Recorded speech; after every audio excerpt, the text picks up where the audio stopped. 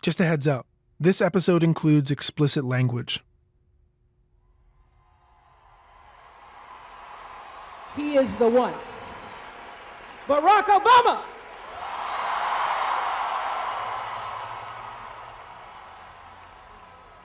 I was 13 years old when Barack Obama was first elected President of the United States. I remember so clearly the way my middle school shut down so we could all pack into the school's small library to watch his inauguration on a rickety projector. My mother brought the front page of the Toronto Star back to our one-bedroom apartment as a keepsake. "Look at him," she would say. "This is the future." In big, bold lettering, the front page read, "A dream fulfilled." A man that looked like me, with whom I shared so much of my face, my hair, our protruding ears, an East African heritage, and even a love of basketball. President of the United States. I could hardly believe it. It's absurd thinking about it now. I'm Canadian, and the American president has little dominion over my daily life. But that was my earliest memory feeling genuinely represented by a politician. It corroborated some deep corner of my existence. It helped to quiet the thing I now understand as imposter syndrome. I remember feeling like maybe now the police wouldn't be so intrusive. Maybe my immigrant parents might finally be accorded the respect their deep intelligence deserved. Maybe my family back home might now be allowed on a plane to the West. I was 13 and so deeply naive. I remember being inundated by the idea that a black bureaucracy would save us, would save me, that black electeds, black police chiefs, black police officers and judges and principals and executives would be the ones to lead us out of disenfranchisement. But as I grew up, something shifted. What is the point of representation if our black leaders operate in a fashion not dissimilar to their white counterparts? What is the point in them being there to begin with? Are we electing change makers or figureheads? Now, Barack Obama is just one example of the kind of charming, unobtrusive man we are told will lead us into fruitful communion with one another. But the question is, at what cost? To both oneself, but also to those that look like you. What happens to these men that we cover with our dreams? These men who carry history in their feet when it all comes crashing down? What can power do to a black man? Of all the facts and ironies associated with the MOVE story, a detail I've always struggled with is the fact the man responsible for dropping the bomb on MOVE was a black man. A history-making black man. His name was Woodrow Wilson Goode. I'm Matthew Amha, and this is The Africas vs. America, Chapter 6, Hellfire.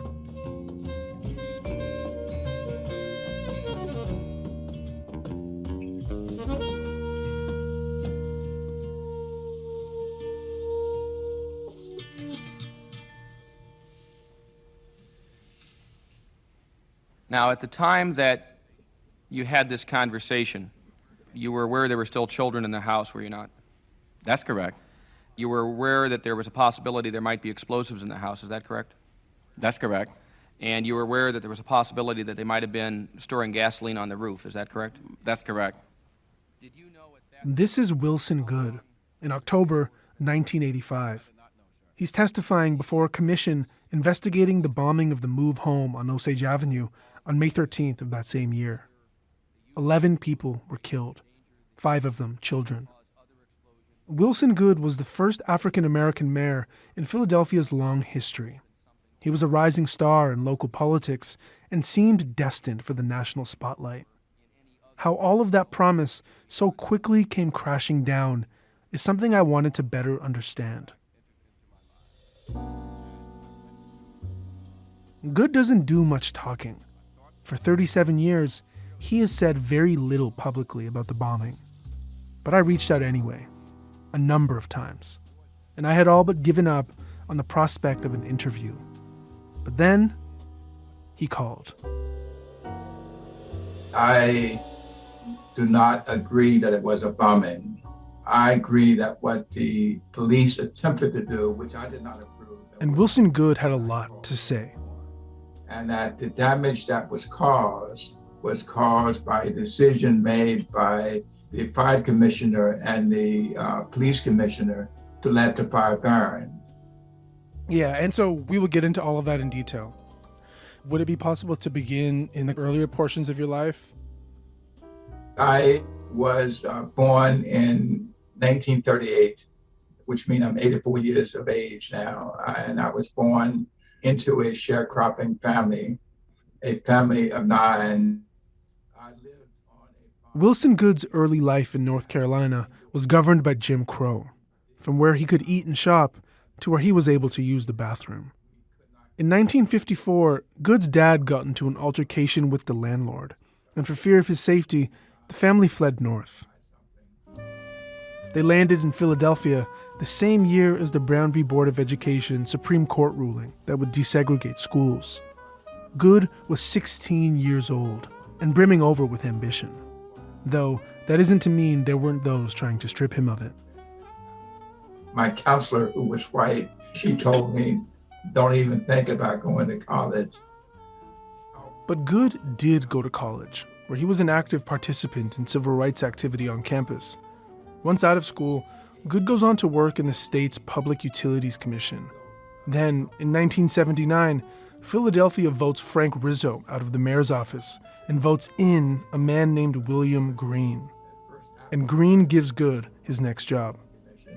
I was appointed as the first African-American managing director for the city. And it's at this point that Wilson Goode first comes into contact with MOVE. And I must have met with people from the MOVE organization over a period of 2 or 3 years, starting in 1980.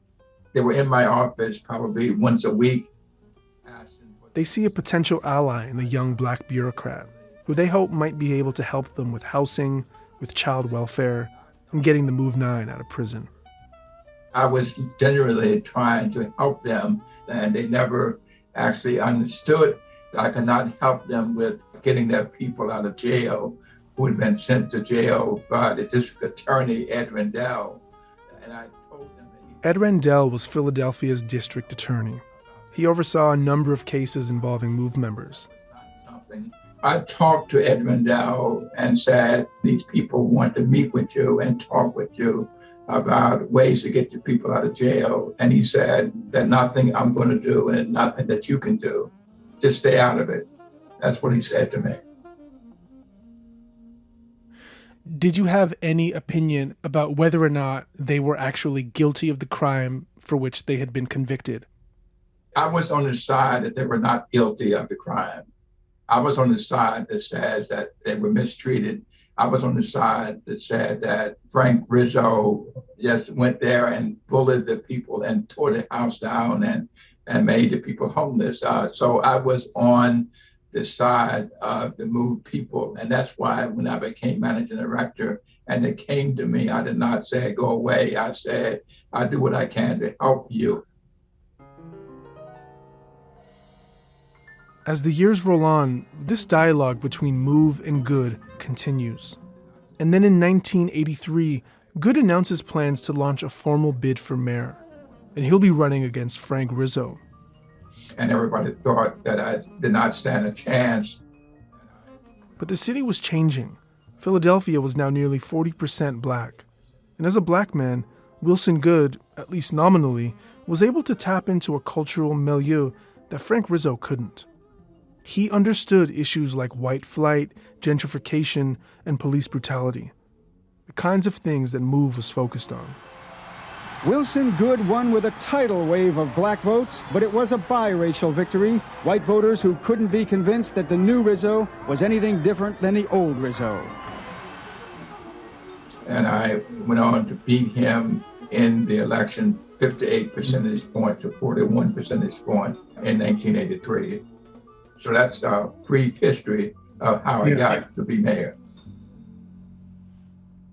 Wilson Goode is being modest here. His election was groundbreaking. I have had your mayorship, particularly the early days, described to me a number of ways as the amalgamation of all of the hope and energy that so many Black folks had in Philadelphia, that one day they would be properly represented in the city's government, that yours was a kind of crowning moment for them. I had one person describe it to me as a kind of Obama moment. Did you have the sense of history, or the sense of history that your being there represented while all of this was happening? Absolutely, very much aware of the historic nature of what I was doing, very much aware and very, very serious about the obligation that I had to represent the city in a way that I could as the first African American in that job. Are you entering your time as mayor as a kind of hopeful man in terms of the prospects for change, particularly around civil rights? I was absolutely filled with hope, yes.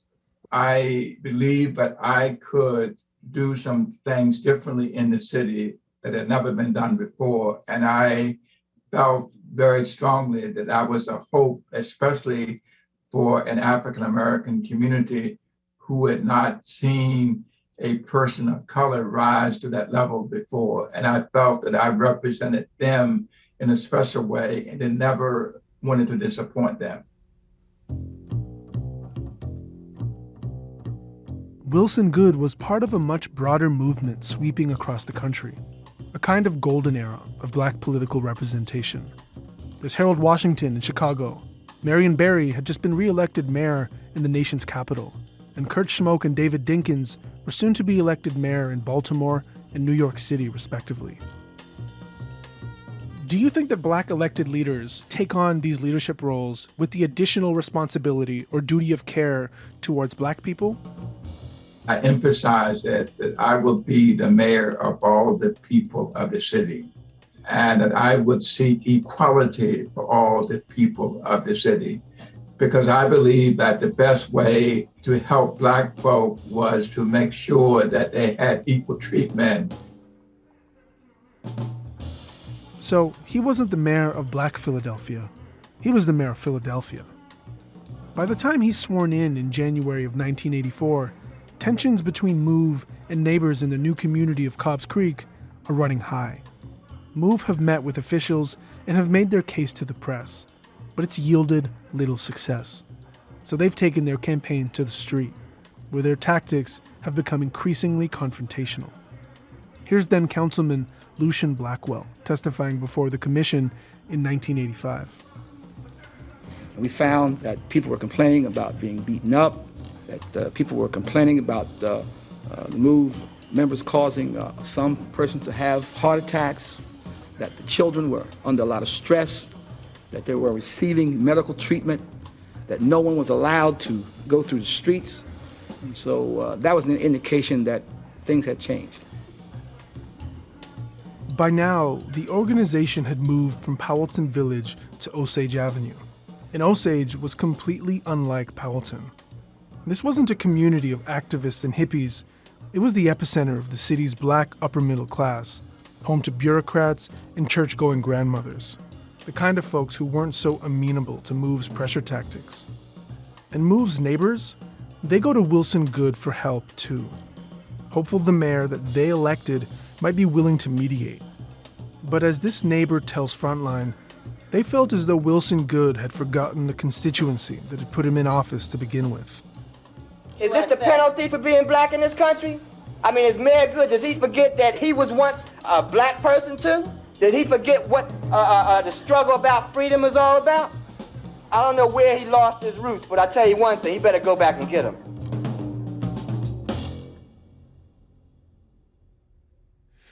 The houses in Powelton Village, basically, you walk up the steps, you're on the porch, you're at the door. This is Andino Ward. I knock on the door, this guy comes out, and I didn't know it was John Africa at that point. I had not seen him before. And I introduced myself, and I'm, saying... In the early 1970s, back when MOVE was still in Powelton Village, Andino was married to a woman named Rhonda, and the two of them had a toddler, Ole Wolf. When Andino and Rhonda split, they remained friendly, and Andino often showed up at Rhonda's to spend time with their son. And one day I went to get him, and her mother tells me that she's in Move. And I'm like, really? Which is how he ends up on the doorstep of Move's home in Powelton Village, face to face with John Africa. And I'm, saying to him that I'd like to see my wife, my son. And he's like giving me all this ridiculously crazy Move ideology that she's not my wife anymore and he's not my son. They're now Move, and on and on and on. And about 30 minutes of this conversation takes place. And finally, I kind of like lost it. And I just jumped on the cat, because I'm asking a simple thing and you're trying to play me. And being from Philly, you don't play people. So I jumped on him and we're like tussling. And all of a sudden, I happened to look up and these two cats are coming out. And I don't know who they were, but one of them had a hatchet. And I'm thinking, oh my God, this is about to get really intense and I'm probably going to die. And the only thing I remember was I saw the banister that's the porch and I flipped over it. I just did a backflip and I landed on my feet. I don't even know how I landed on my feet, and I took off running. And that was my first encounter with them. And from there, it was just downhill. It was completely downhill. Andino is a character.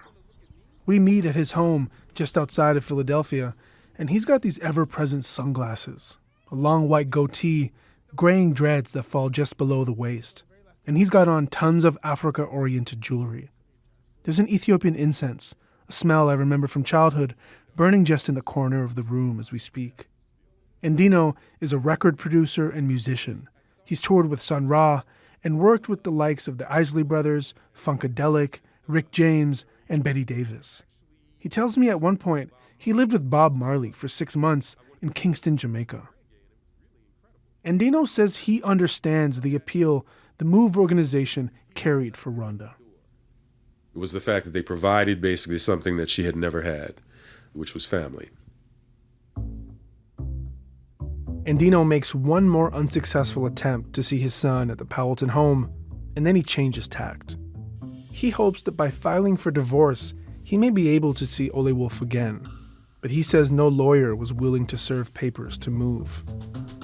I just kind of got to the point where I thought, I have no recourse here. There is just no one that is going to help me, and no one wants to touch this.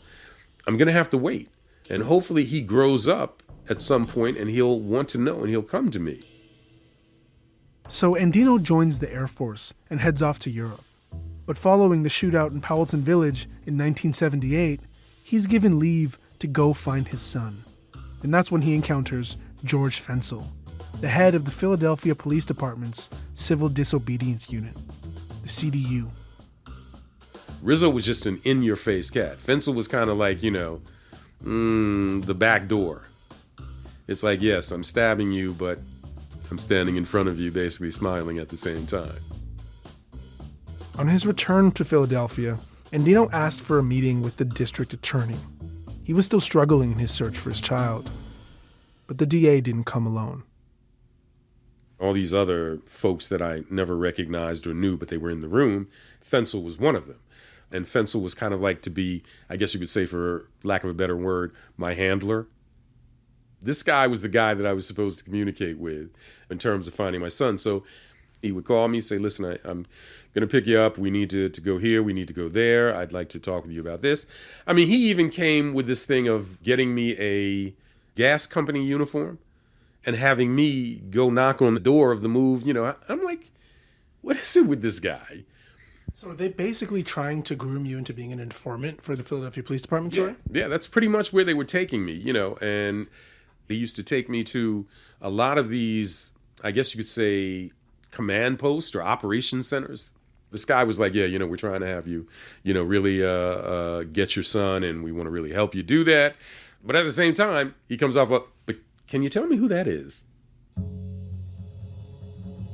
Andino says Fensel is pointing to photographs on the wall, like every melodramatic crime drama you've ever watched. Bits of string connecting one person to the next. And I'm like thinking to myself, well, wait a minute, hold up. I'm trying to get my son, but now you're trying to get me to tell you who these people are that I don't even know. And just as Andino's beginning to have his doubts, Fensel suggests that his son may be at MOVE's sister chapter in Virginia, Seeds of Wisdom. This is the 96-acre farm largely occupied by MOVE women and children. Now, what they didn't know is I had already been to the Seeds of Wisdom. I had purchased a van, I had purchased some surveillance equipment, and I had already gone down, and I had pictures and everything of the circumstances there. But at that point, I still could not tell that my son was there because I didn't know what he looked like. And Fensel said to me, "We will provide you with whatever weaponry you need."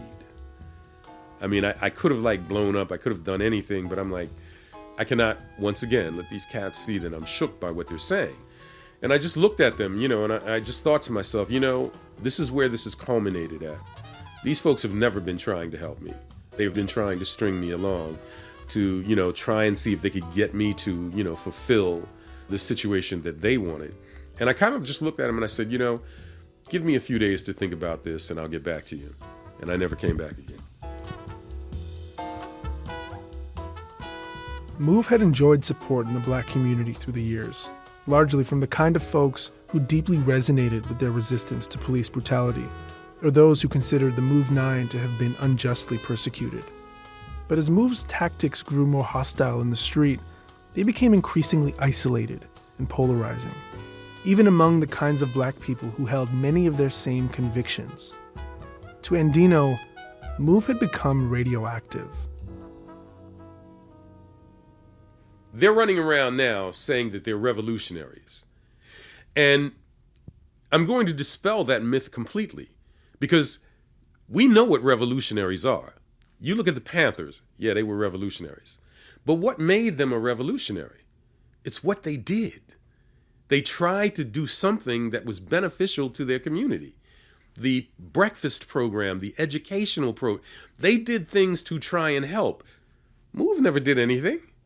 If you look at the history of MOVE, there's nothing they did. But they really were unable to understand that everything that they were trying to invoke was madness. It had no direction. It had no focus. I understand Andino's frustration here. The MOVE issue is a deeply personal one for him. But that isn't to say there weren't others who thought as he did. Even Bobby Seale, a founder of the Black Panther Party, would publicly disavow MOVE, saying, quote, "You don't alienate the people, particularly the people around you in the community. A revolutionary group must have goals, objectives, and MOVE does not." There was a particular incident when MOVE presided over a 36-hour public haranguing of its neighbors via a bullhorn propped up on the roof of their home. It was early Christmas morning. We were in making Santa Claus with the kids. We heard this loud noise. At first I thought it was like someone playing Christmas carols. So we went to the door. It was this loud speaker, this cussing from the mood house, saying about they wanted their sisters and brothers out of jail. MOVE believed that if they were confrontational enough, it might compel their black community to stand with them in demanding the MOVE 9 be released from prison. It was, in their eyes, a last-ditch appeal for solidarity. But it wasn't just the bullhorn. At first, the things I complained about, which I complained directly to them, was like trash and garbage. And at first they were cooperative. They would say, okay, and they would move things. Time went on and conditions just grew continually worse. Then we had to contend with things inside our house. The bugs took over our house, We exterminated all the time, and it did no good. My children woke up in the middle of the night from bug bites, crying from things biting them in their beds. Some might say MOVE was operating on false hope, that no matter the fact Wilson Goode agreed on the MOVE 9's innocence, the state of Pennsylvania was never going to release them simply because the group demanded it. But there was some precedent here to suggest otherwise, like when the city released MOVE people following the 14-month blockade outside their home in Powelton Village. In their eyes, the city and state had acquiesced before, so why not again? It was just, this time, they invoked so much angst in their own community.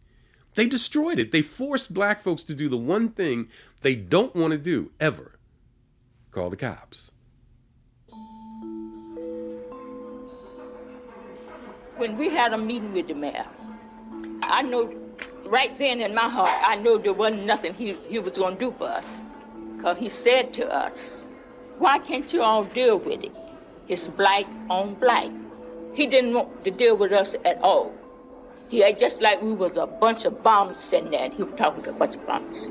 We waste his time that Sunday morning. I put this complaint from a neighbor speaking with Frontline to Goode. Does that kind of characterization at all align with your memory of those conversations with those neighbors at that time? It does not. It does not at all. And there's no one who ever worked for me who ever would have said anything like that. They met with me probably a dozen times. And I said to them that if you have a complaint, file a complaint, file a noise complaint, file a harassment complaint. But I cannot simply, based upon you just coming and talking to me, do something about the problem. That never happened.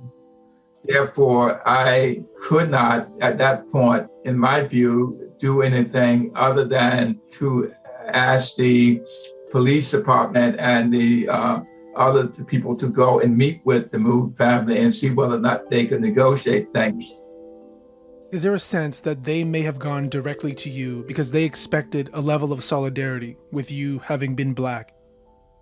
I don't know, but I referred them to who I felt could help them. By this point, some in the neighborhood are pleading with the city to call the cavalry in, even if it meant people inside the move home would die. As far as Goode is concerned, the city's best hope for bringing the standoff to an end is through the courts. If they can serve arrest warrants, gather the children, and put them under the legal custody of the state for 72 hours, the city would have time to further strategize a way out. It was Ed Rendell's job to sign off on the arrest warrants. They came to me and they wanted authority for a search warrant and an arrest warrant. The arrest warrant was for minor charges. We signed off on that easily. And then there was enough evidence to establish probable cause to justify a search warrant, and I signed it, but I was struck. But it wasn't just the police that Rendell was sending to Osage. We sent the Department of Public Welfare social workers out there to say, look, if we're going to go through a siege, let the department take the kids. They'll put them just temporarily in a foster home. They'll be out of danger, etc. Wouldn't think of it. In fact, they were using, in my judgment, they were using the kids as sort of a shield. They thought that there'd never be a strong attempt to take them out as long as the kids were in the house. I think that if I made any mistake in this whole situation, it was my appointment of Gregor Sambor as police commissioner. Gregor Sambor joined Frank Rizzo's police department after a couple of stints with the military. And when Goode appointed him commissioner, he inherited the department that Rizzo had built, both structurally and culturally.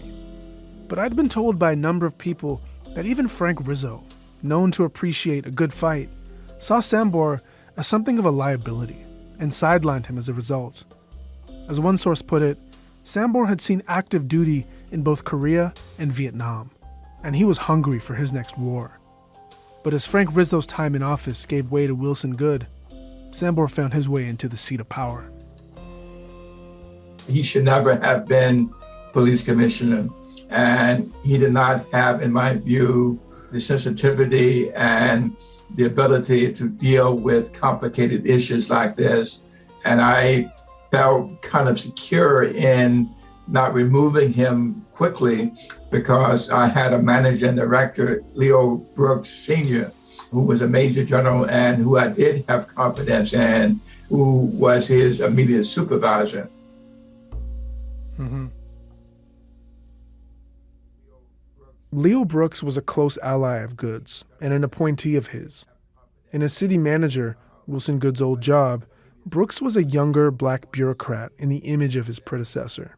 and it would be his job to oversee the operation on Osage from the ground. And I felt that he would be able to deal with the situations out there at that time if anything did not go according to plan. And so what exactly was the initial plan as you understand it? Simply make the arrests and ask the people to come out of the house. And if they did not come out, then we would just wait them out. They had to leave the house at some point, at some time. If they could not do that and it came towards nightfall, that they would go into the adjoining house and that they would put a hole through the wall in the basement and force them out by pumping tear gas into the house. Goode says he had a few conditions as well. The first condition was make sure all the children should be removed from the house, not be in the house when this takes place, and that the children would be picked up as they went to the park and put into services. And it was my belief that morning that there were no children in the house. The second thing I said was that no one who was part of the 1978 confrontation with MOVE would be on that site on that day. And the third thing is there would be no firing, no weapons used in order to bring about this change, unless you were fired upon. Those are my three conditions, and none of them happened.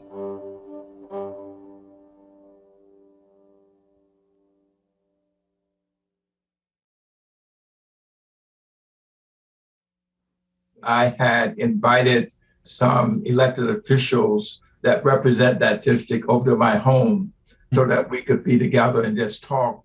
And we were on the deck in the back of my house. Goode is up early the morning of May 13th.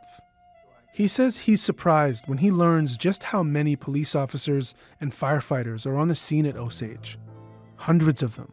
There, he's still believed to serve warrants to 4 members of MOVE.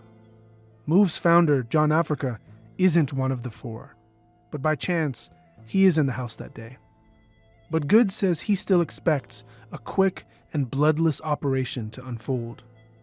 And then he hears gunfire in the distance.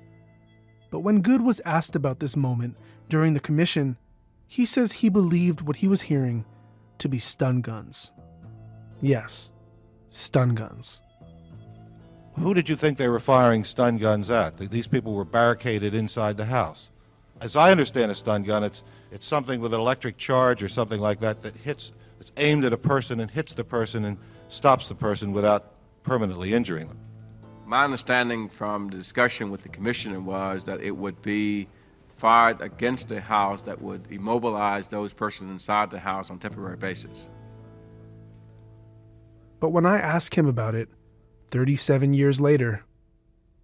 So I called the manager director and said there was not supposed to be any gunshots. And he said to me, they're shooting over the house. I said, well, as long as they're not shooting in the house and they're going over the house, I guess that's all right.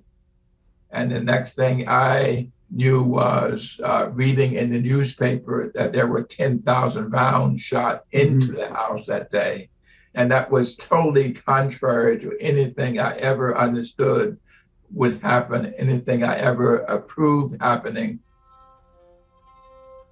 Okay, so essentially what I'm being told here is that you were not aware that they were firing into the home until the next day. I was not aware that they fired into the house until either the evening news or the next morning. What did you personally think was going to happen that day? What I saw happening that day was that the police would go out. We have warrants for the rest of A and B, that they would come out of the house and would be arrested. Under other circumstances, I felt that they would refuse to come out, and then someone would talk to me and say, now what do we do at this point? No one ever talked to me and asked that question during that day. As the city's managing director, Leo Brooks is Goode's man on the scene on Osage. And he tells the mayor to stay away. that it isn't safe. So Goode heads to City Hall.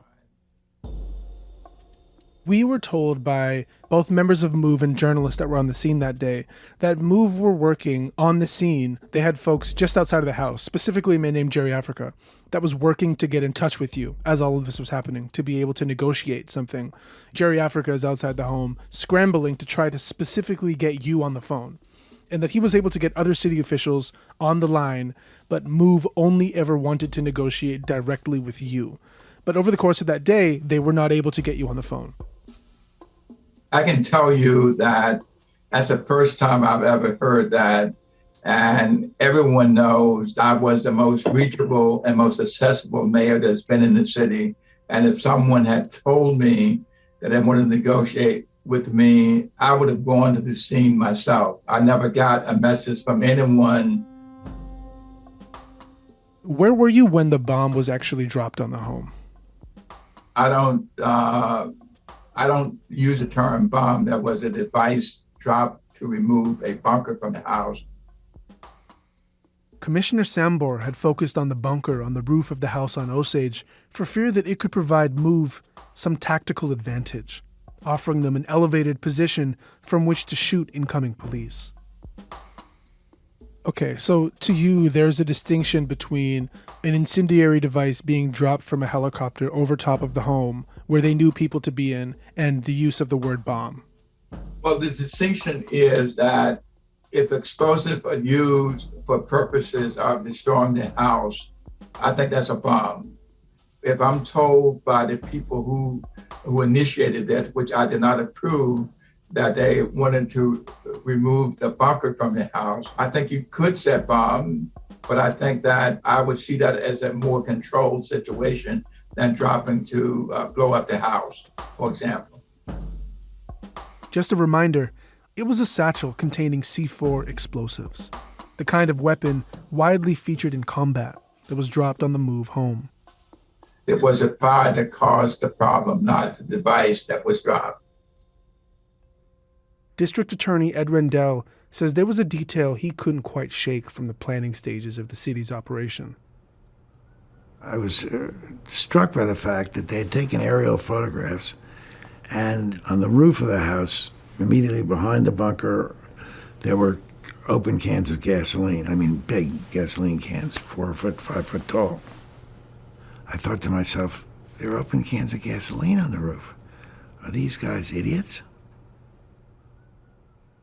And so, Goode is correct. It was the fire sparked by the bomb that, as he puts it, caused the problem. The fire was small at first, but it grew quickly. I was standing in front of my television in my office shouting loud, "Put the fire out, put the fire out."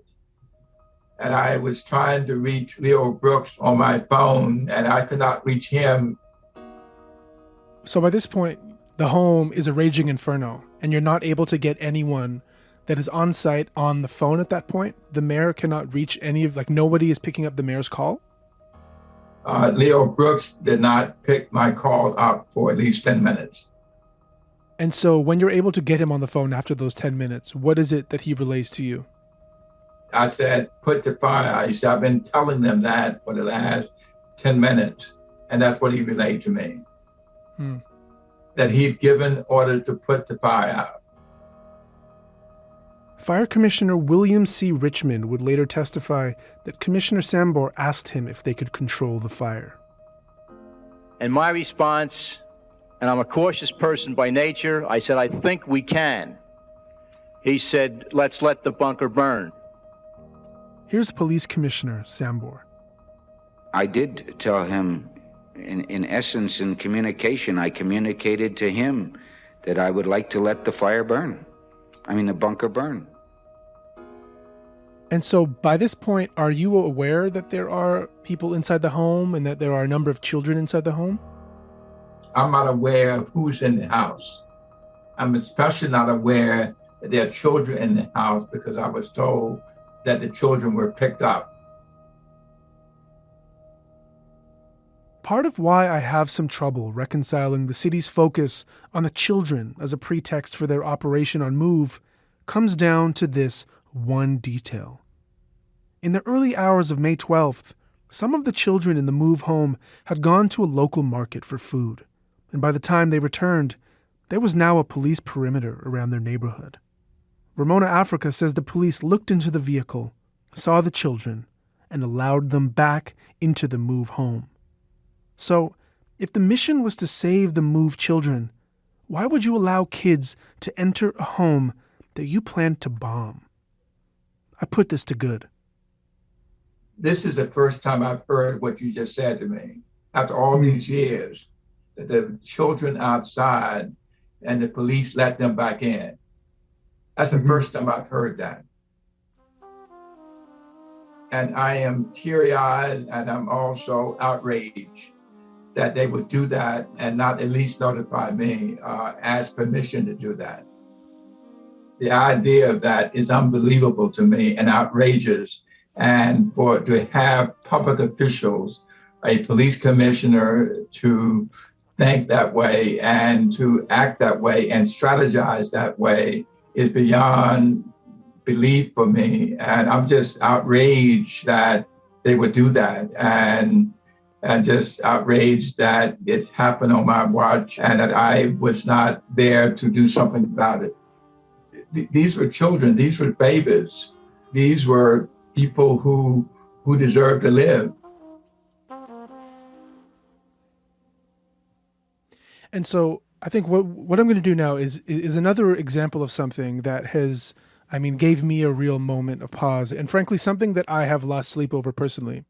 Not only was a device dropped on the home, not only did it begin a fire that would soon take over the entire house and would soon spread to the rest of the street, and not only did the fire department not opt to put the fire out, but that as they tried to escape, there were police snipers positioned in the rear of the home that were shooting them back into the flames, making it so that they weren't able to escape the inferno. We was going out, then the cops started shooting again. Birdie Africa was the lone surviving child of the bombing. Here he is testifying at the Move Commission. What did it sound like?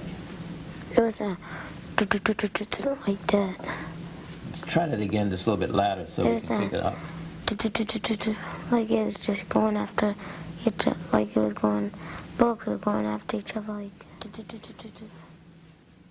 A decision like that, to have police officers positioned at the rear of the home, shooting at, young children and women trying to escape a fire. That's outrageous. That's absolutely outrageous. It's dumb. It's contrary to anything that I would ever stand for. And I would be totally shocked if the managing director knew that and did not tell me. All I can say is that if that happened, that it is just outrageous. So Goode is telling me he's hearing this for the first time, but he's positioned just behind his police commissioner at this press conference 3 days after the raid. Fire was returned. As for the fact as to whether or not we killed anybody, that information is not at this present available to me.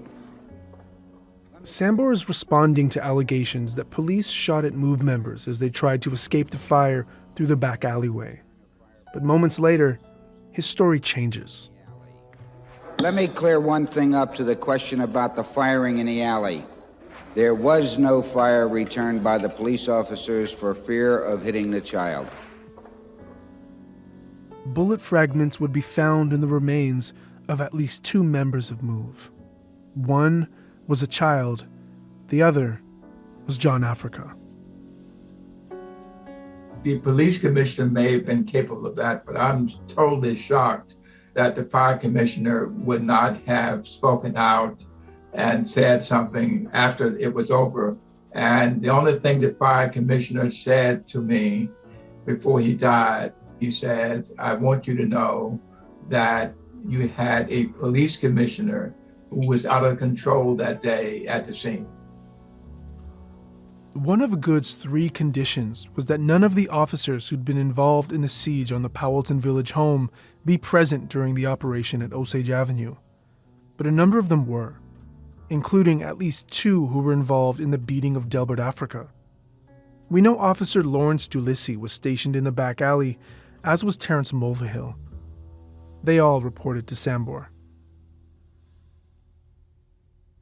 And so, as the man that was at the head of this operation, who had very clearly delivered orders to a number of officials, including the managing director of the city and the police commissioner, how would you respond to the accusation from MOVE that they believe this to have been essentially a way of exterminating the group forever? I believe that they have a right to believe that, and I believe that may have been the intention of the police commissioner.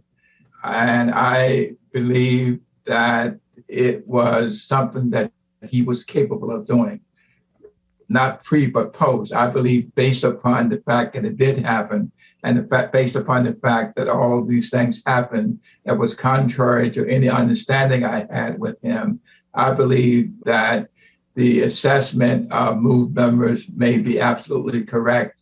And I can only blame the police commissioner for that, and who I believe persuaded the fire commissioner not to put the fire out. I believe, from my own point of view, I believe it's all rests with a police commissioner who was out of control and maybe angry.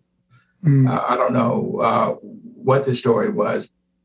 It is beyond my comprehension that a human being, a police commissioner, can be on the scene, let the children back in the house, and then permit police officers to shoot into the house, and then permit the fire department to put all that water in the house with those women and children in the house. I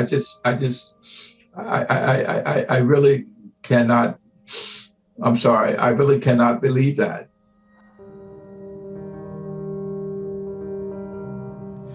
Well, the day of the bombing basically was interesting because we had been watching this situation take place leading up to that. And Dino Ward is watching the events of May 13th unfold on his television. It's been almost 7 years since he gave up his search for his son. And again, I'm thinking, wow, is he in there? But there's nobody I can call and ask. Can't call MOVE. Can't call the city. So here I am again. I'm the consummate voyeur watching this thing. And then that Sunday, the bomb is dropped and, everything burns. And you see the pictures of the boy, the only child survivor. And I'll never forget. And this goes back to my mother. The first time I came back from Europe. And Dino had come home from his time in the Air Force sporting a medallion that bore the symbol of the Taurus. But Andino's mother, she saw it as a sign of the devil.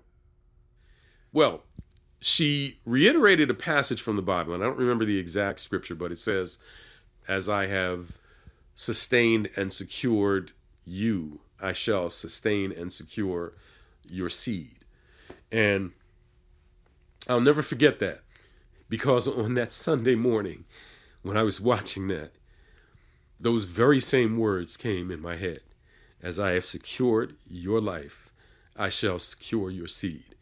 And within minutes of those words, my father is on the phone. And he's like, "Listen, are you sitting down?" And I'm like, "Yeah, And he's like, "That little boy that you've been watching is your son." Birdie. And he told me I needed to get down to Children's Hospital as quickly as possible. And that's what I did. And they had cops and he was handcuffed. So I, immediately invoked legal rights and so on, and threw the cops out, had them unhandcuff him, and began the process that was, in play to secure his existence, free of all of this. And Dino begins by asking his son if he knows who he is. And surprisingly, he said yes. And I'm like, well, how would he know that? Because I didn't even know this was my son. And so I asked him, "How do you know it's me?" And he said, "Because my mother told me about you." She must have known that, the end was near.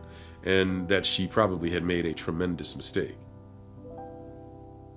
One of the things he did tell me was that the final thing that took place in the back of the house, the garage, every time they were trying to come out, the police were shooting, which would drive them back in. But eventually, when the smoke became overwhelming and the fire became overwhelming, she finally just pushed him out.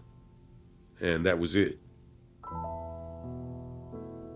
Rhonda died in the fire after saving her son.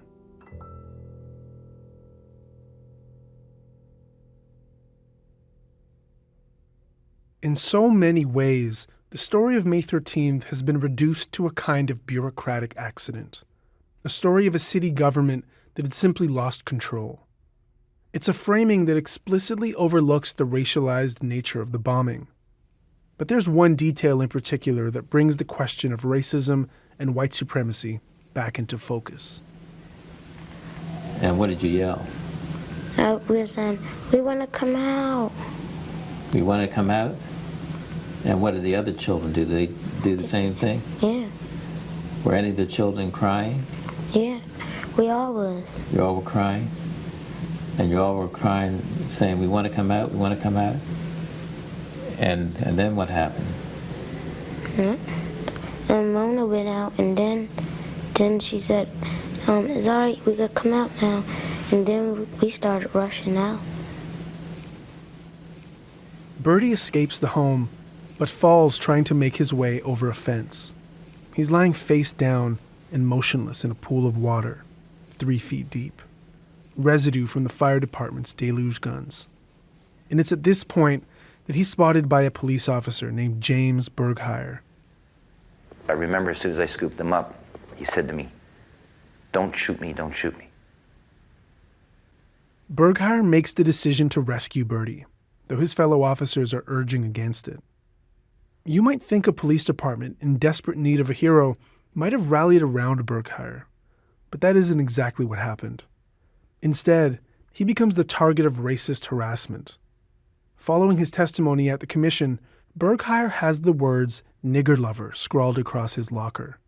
And within 2 years, he will retire from the force with PTSD.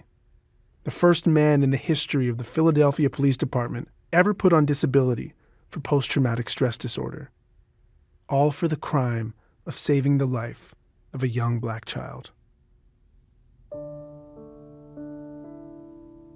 Birdie had survived the raid and the fire, the only child to make it out alive, but he was still terribly injured.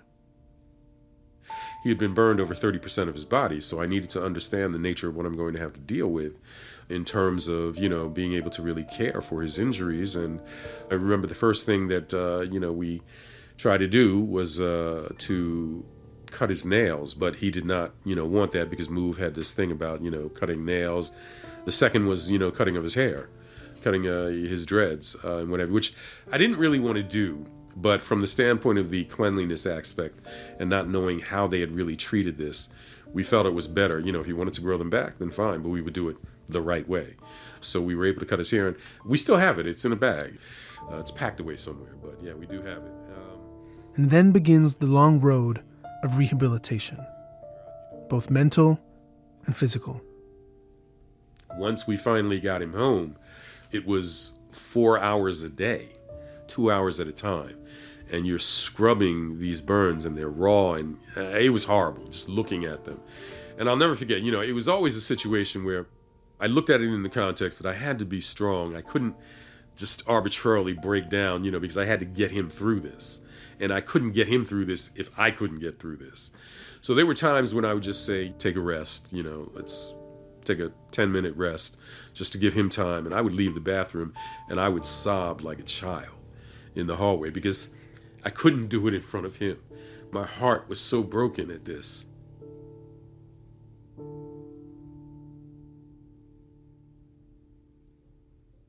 As the months pass, Andino believes it had come time for Birdie to assume a new identity, a new beginning, one of his choosing. His father hands him a Bible, and he ends up in the book of Genesis, stuck on the names of a warrior and a lost child. He took Michael as a first name, and Moses as his middle name. Michael then begins his first shot at formalized education. He didn't even know that a man had landed on the moon. He didn't know his ABCs, 1, 2, 3s, this, that, the other. So I formulated a plan basically to try and get him acclimated to some sort of educational prowess. For a long time, meals were a sticking point. Michael wasn't so keen on foregoing the only diet he'd ever known, raw food. But they did eventually get past that. And Michael? He grows to be, a very productive young man. Move is inherent in his overall movement because he is always contending with the deficit that they placed him in. Deficit meaning educationally, deficit meaning emotionally, because he's very introverted. And I think a lot of that has to do with Move and has to do with, still the lingering thoughts of Move and the insecurity, that obviously it invoked in him. But, working with him and trying to help him through it, he was able to get through it, not to the degree that I would have liked. So everything I had to do in a very, very condensed amount of time. I didn't get to basically, take him to baseball games. I didn't get to teach him, these other things that you're usually taught as you grow up. Once basically, you get to your teens, you don't listen to your parents as much. Your world is more out there. And I didn't have time to prepare him adequately for that world. As Michael got older, Andino says Move began to fade into the background of their lives. He hated Move, did not want to discuss Move, and I never really forced that because I wanted him to, have a life. And I was hoping that, the more he got into living, the less he would think about that. Michael gets into real estate. He marries. Then in 2013, Michael and his half-siblings plan a family cruise to celebrate Andino and his wife's anniversary. So the last day of the cruise, we were returning to Miami. My wife and I were asleep. Next thing I know, my oldest daughter is like banging on the door. Dad, Dad, Dad. And I'm like, okay, so I get up and she comes in, she's like, something happened to Mike. And I'm like, what? What do you mean? Something happened to Mike? Wasn't he at the bar with you all? And then she explained to me, no, he came, he said he was just going to have a cognac and a cigar in the jacuzzi. And I'm like, what happened? She's like, I don't really know. I just know that something's happened to him and it's him. And so I run down there, and at that point, they have him out and he's on the ground and they're trying to, apply resuscitation and all the things relative to, I guess bringing him back, but it was too late. Michael Moses Ward drowned. He was 41 years old. I finally get him back, only to lose him again.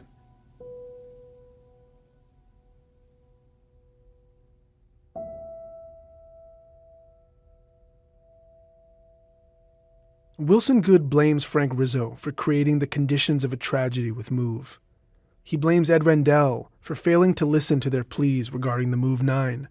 He blames Commissioner Sambor for grave insubordination on May 13th.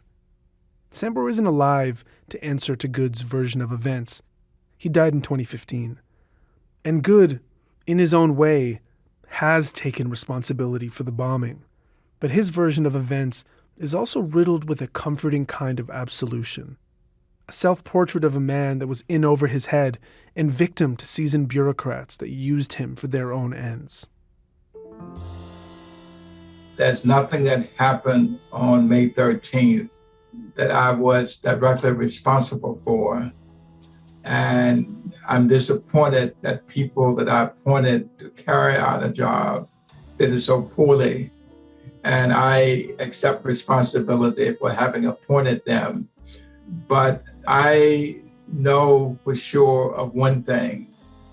There's nothing that I did or would have done that would lead to the dropping of a bomb on a house. Your word, not mine. And although I will forever be responsible for it, and I accept that as part of the glory, if you can say that, of becoming the first African-American mayor of the city. And so I think about what happened. I grieve about what happened. For you, as a man that has accomplished so much in public life, someone that was a trailblazer in so many ways, that cut a path for, folks to come in after you, particularly people that look like you and look like me. The fact that now, nearly 40 years after the MOVE bombing, so much of your legacy is bound up in the legacy of this operation. It is almost like with every mention of Wilson Goode, there's a comma and it says the mayor of Philadelphia that oversaw the bombing of the MOVE family. And so what I'm wondering is how it feels to have that bombing marked on your legacy in so many ways. And the fact that it is part of your legacy in a way that it might not be someone like Gregor Sambour.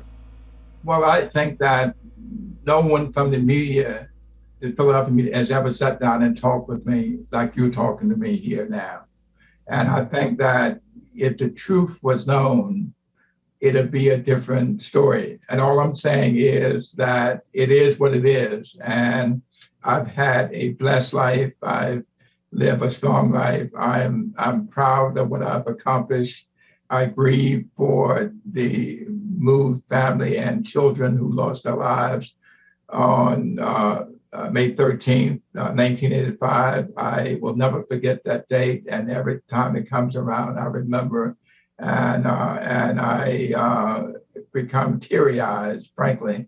And I become teary-eyed as I am now when I talk about it because, and I agree with you that it is something that will forever be a part of my legacy.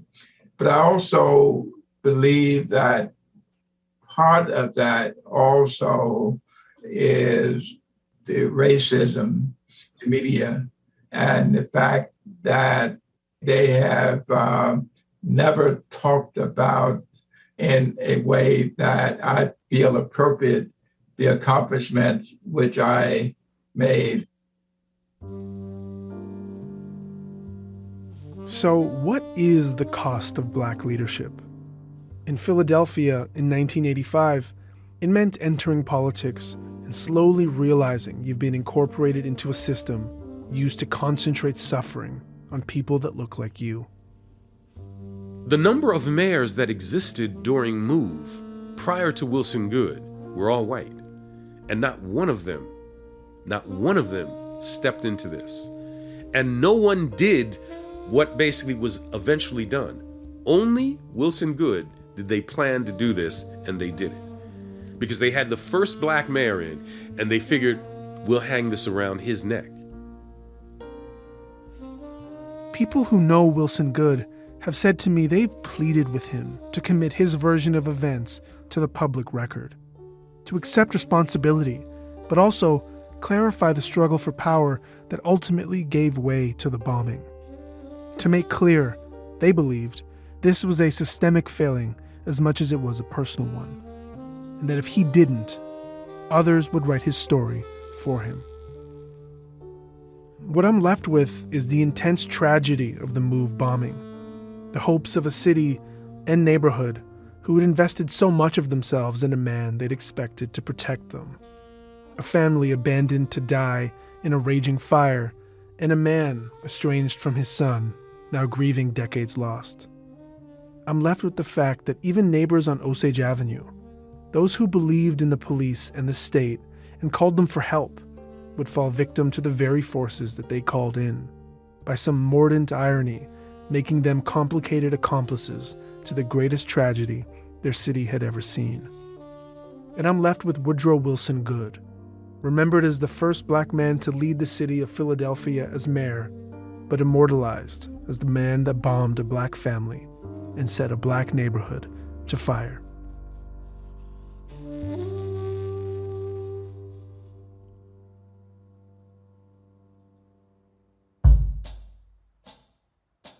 Next time on the final episode of The Africas vs. America, the MOVE family and Mike Africa Jr. forge a path forward in the wake of the bombing of their home, and after 40 years, a bittersweet homecoming. It's been a battle. That's right. It's been a battle. Come on now. On the move, girl. On the move. On the move. On the move. On the move. Power to the people. That's right. Power to the people. Power to the people. What's the call? Freedom! What's the call? Freedom! What's the call? Freedom! Yeah. Long live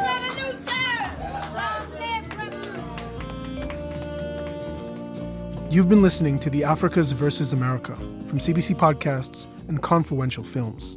The show is written and produced by me, Matthew Amha, and Jessica Lindsay.